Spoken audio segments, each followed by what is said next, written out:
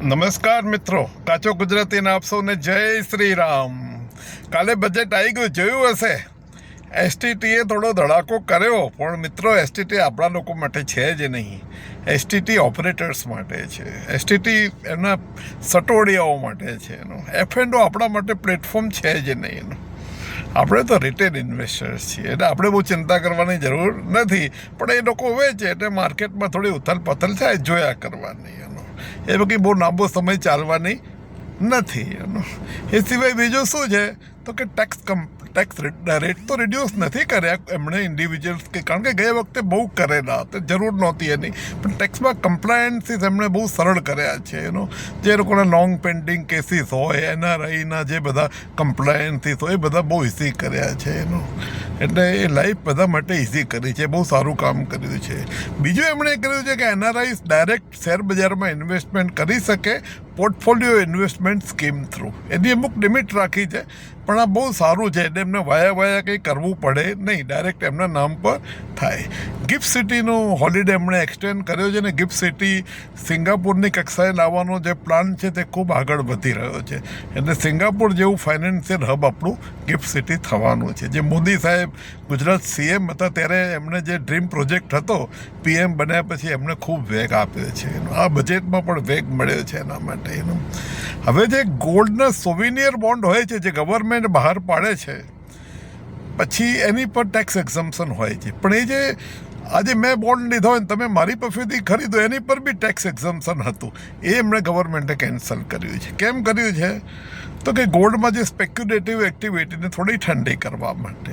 એ સારું સ્ટેપ છે એકચ્યુઅલી. એ સેકન્ડરી ટ્રેડમાં એની જરૂર નથી. એટલે શું છે, ગોલ્ડ અને સિલ્વરમાં આમ તો શું છે કે ગોલ્ડ સિલ્વરના જે ભાવ વધ્યા એ ગ્લોબલ ટર્મોઇલને કારણે વધ્યા છે ને ડિડોલરાઇઝેશનને કારણે.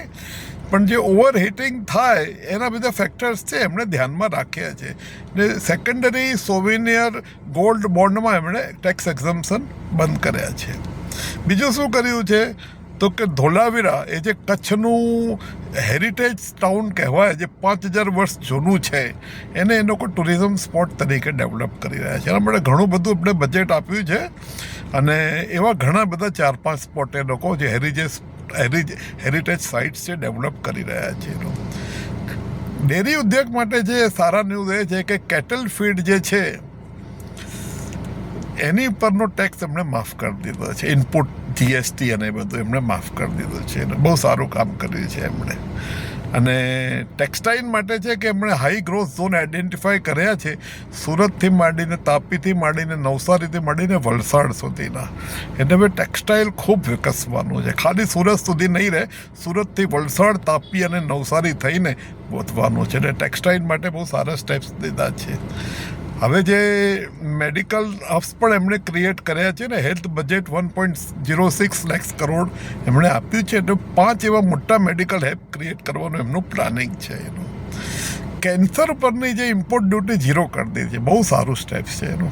કેન્સરની ટ્રીટમેન્ટ બહુ જ મોંઘી હોય છે અને એ હવે સસ્તી થશે ઇમ્પોર્ટ ડ્યુટી 0 થવાને કારણે. હવે જે ગ્લોબલ ક્લાઉડ કંપનીઝ છે એની પર બી એ લોકોએ ટેક્સ બ્રેક્સ આપી દીધા છે, કારણ કે ઇન્ડિયાને તાતી જરૂરિયાત છે એનું. અને જે સોલર અને ઇલેક્ટ્રિકલ વ્હીકલવાળા બૂમો પડતા હતા કે ભાઈ ચાંદીની ઇમ્પોર્ટ ડ્યુટી ઓછી કરો અને બીજા બધા ઇનપુટની, હવે ચાંદીની તો એમણે ઓછી કરી નથી, કારણ કે એમાં શું ચાંદીની ઇમ્પોર્ટ ડ્યુટી કરે એટલે વધારે સ્પેક્યુલેટિવ એક્ટિવિટી થાય. એટલે ચાંદીની નથી કરી, પણ સોલર અને ઇવીના જે બીજા ઇનપુટ્સ છે એની પર એમણે ઇમ્પોર્ટ ડ્યુટી ઓછી કરી છે. એટલે સોલરના ભાવ ઘટશે, આપણને ઇલેક્ટ્રિકલ વ્હીકલના ભાવ ઘટવા જોઈએ. એમએસએમઈને 10,000 કરોડ આપ્યા છે એમણે. વર્કિંગ કેપિટલ માટે આપ્યા છે, પ્રોજેક્ટ્સ માટે આપ્યા છે, ઇનોવેશન માટે આપ્યા છે. ને એમએસએમઈનો સૌથી મોટો પ્રોબ્લેમ વર્કિંગ કેપિટલનો છે. એકવાર પ્રોજેક્ટ નાખી દે પછી પ્લાન્ટ ચલાવવાના પૈસા હોતા નથી, કારણ કે ઉધારી માર્કેટમાં બહુ હોય છે, જલ્દી કોઈ પૈસા આપતું નથી. એટલે બહુ 10,000 કરોડ આપીને એમએસએમઈ માટે એમને પ્રાણવાયુ પૂર્યો છે. બહુ સારું સ્ટેપ છે એનું.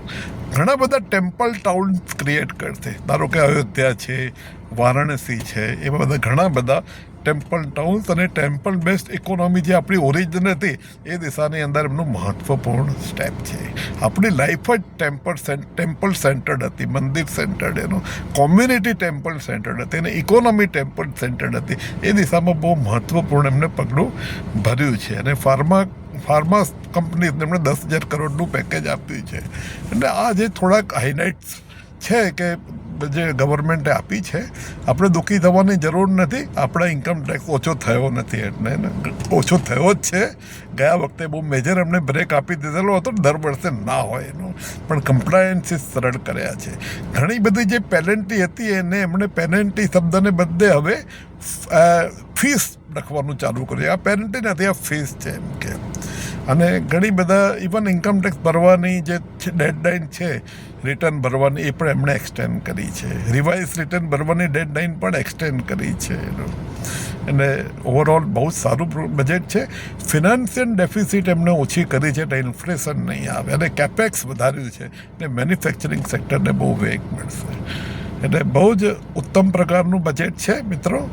એટલે એસટીટીના ચક્કરમાં આવીને દુઃખી ના થતા, ખૂબ આપણે આગળ વધવાના છીએ, અને ઇન્ડિયા નંબર 1 બનશે ત્યાં સુધી આ સફર ચાલુ રહેશે. Thank you so much. So nice of you.